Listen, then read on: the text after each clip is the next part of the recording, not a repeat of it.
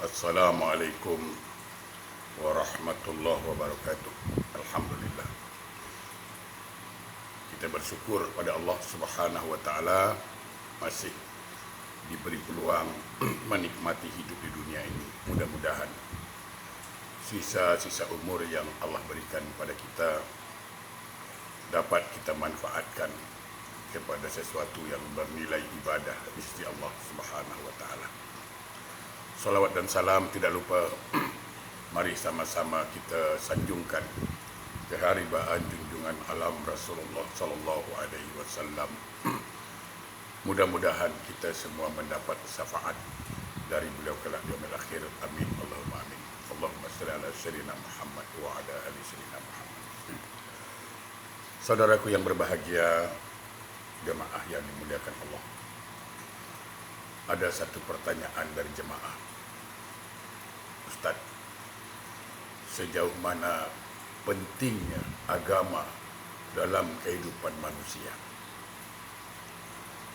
Sejauh mana pentingnya agama buat kehidupan manusia? Itulah satu soalan dari jemaah. Saya akan tanya balik. Sejauh manakah pentingnya peraturan dalam sebuah perusahaan?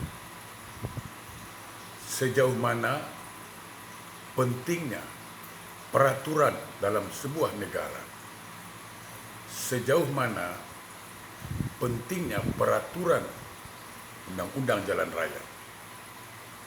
Dan sejauh mana pentingnya peraturan dalam rumah tangga? Penting sekali. Sebuah perusahaan pasti ada aturan. Di jalan raya pasti ada aturan.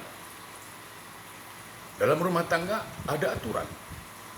Dalam bernegara ada aturan. Kalau dalam negara ada aturan, dalam perusahaan ada aturan, dalam jalan raya ada aturan, dalam rumah tangga ada aturan, maka di dalam kehidupan manusia mesti ada peraturan.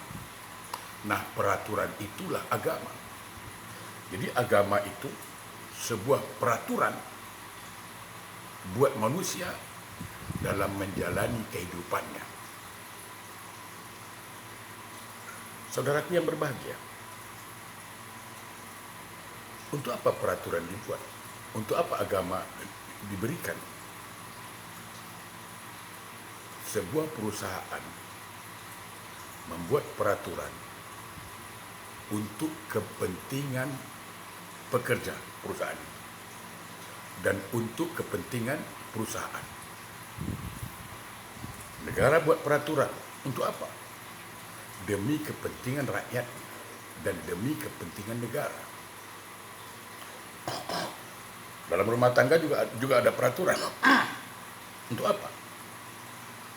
Demi kelangsungan hidup rumah tangga dan demi kebahagiaan sebuah rumah tangga.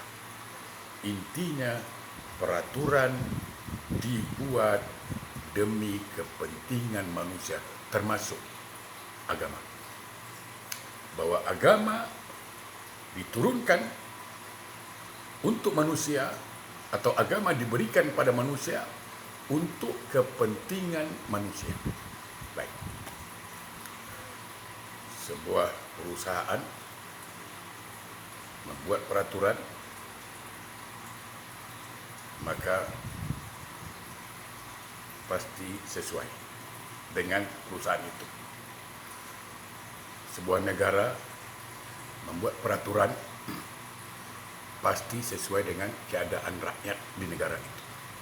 Sama. Allah yang menciptakan manusia, maka peraturan yang paling pantas, yang paling cocok buat manusia adalah buatan Allah Subhanahu wa taala. Itulah Islam. Dalam Al-Quran jelas Allah mengatakan, a'udzubillahi minasyaitonir rajim, inna dina 'indallahil Islam. Tidak ada agama yang benar kecuali Islam. dalam Al-Quran surah Ali Imran 85. Allah berfirman, a'udzubillahi minasyaitonir rajim, wa may yabtaghi ghairal islam madinan fala yuqbala min wa huwa fil akhirati minal khasirin. Barang siapa mencari agama selain dari Islam, maka agama itu ditolak, tidak diterima, dan di akhirat termasuk dia orang yang merugi.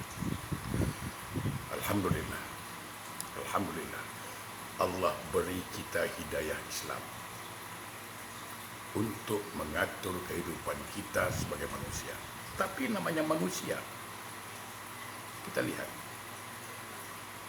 seorang yang bekerja di perusahaan, walaupun ada aturan, tapi kan ada juga di antara pekerja perusahaan itu, staf perusahaan itu yang melanggar aturan. Di jalan raya ada aturan, tapi kan ada juga manusia yang melanggar aturan jalan raya. Di negara juga ada aturan, undang-undang. Tapi kan masih banyak di antara masyarakat di negara itu yang melanggar peraturan negara itu. Resikonya apa? Efeknya apa?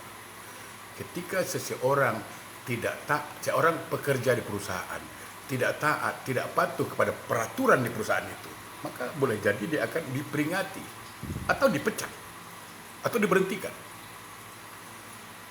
Seseorang yang tidak patuh kepada peraturan jalan raya, boleh jadi dia akan eksiden, tabrakan. Seseorang yang melanggar aturan negara melarang mencuri,